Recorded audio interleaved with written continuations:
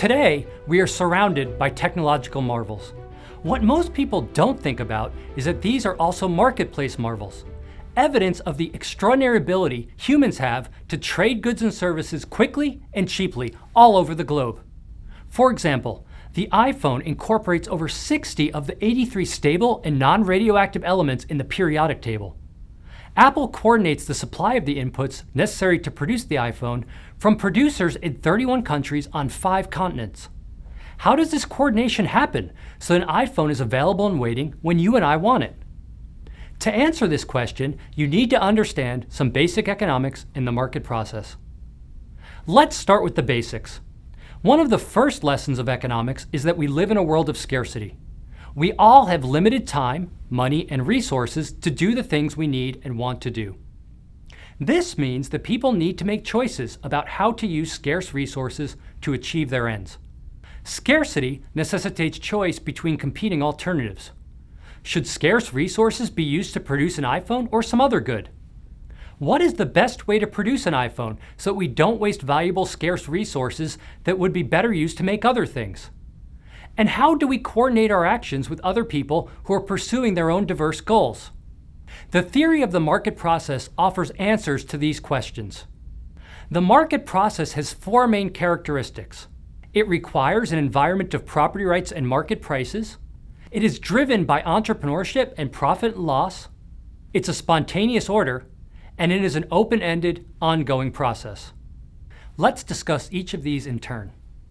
At the foundation of market interactions are property rights, which grant the holders the ability to use their property as they see fit and to keep any income associated with the use of their property. Think about it. If you had no right or ownership over your labor, your home, your money, your possessions, or whatever else you own, you would not be able to trade those things for other things you value.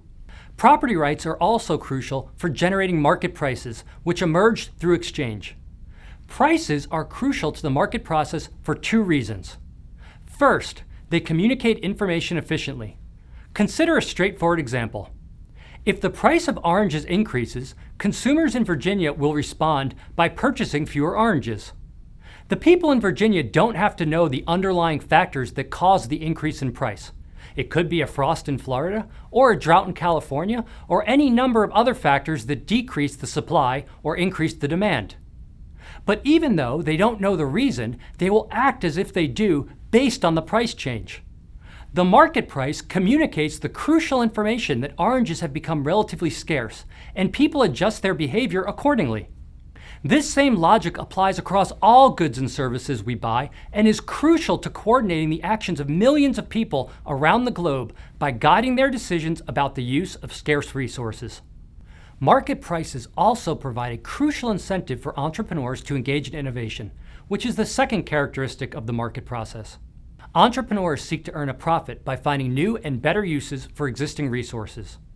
In order to make their calculations, they need market prices. Returning to the example of the iPhone, entrepreneurs at Apple initially made the judgment that purchasing and combining the various inputs that constitute the iPhone would yield a profit. In other words, that the combined value of all those inputs of labor and materials would have a greater value in the form of an iPhone than what it costs to create. They then subjected this forecast to the market test by purchasing the inputs, producing the iPhone, and bringing it to market. Consumers expressed their desire for the iPhone through their voluntary purchases, showing they agreed they valued having an iPhone even more than the money they traded for it. This indicates to Apple that their entrepreneurial decision to bring a new product to market was a sound one. But note that a profit is not guaranteed. Many goods and services are brought to market only to earn losses for the entrepreneur.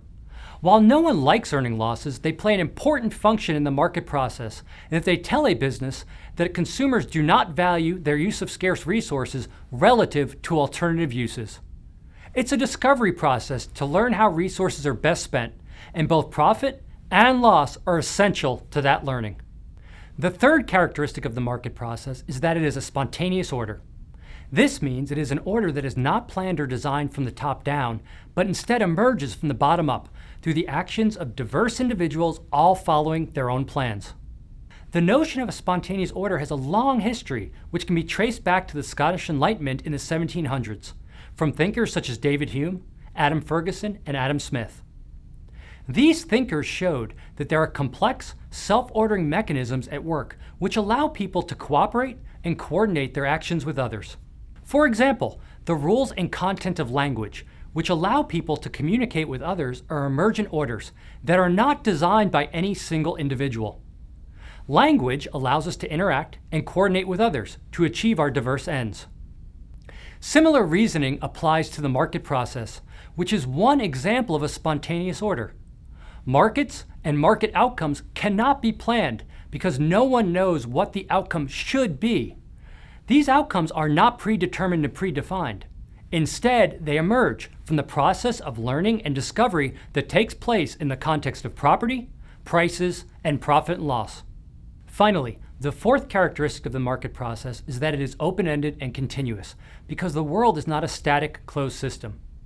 Circumstances are always changing, and people are constantly learning and discovering new things and must adjust their behaviors accordingly. What this means is that the market never reaches some final end state. No snapshot in time captures how the market will look in the future, because businesses, products, demand for products, distributions of incomes, and so on all change continuously, and people must adapt to those changes over time. Prices and profit and loss are all crucial to communicating the information people and businesses need to adapt. An appreciation for the open-endedness of the market process highlights the importance of a general environment where people have the freedom to participate in the market. Through an ongoing process of competition, learning, and experimentation, the market process facilitates constant innovation, which improves the lives of millions of people around the world.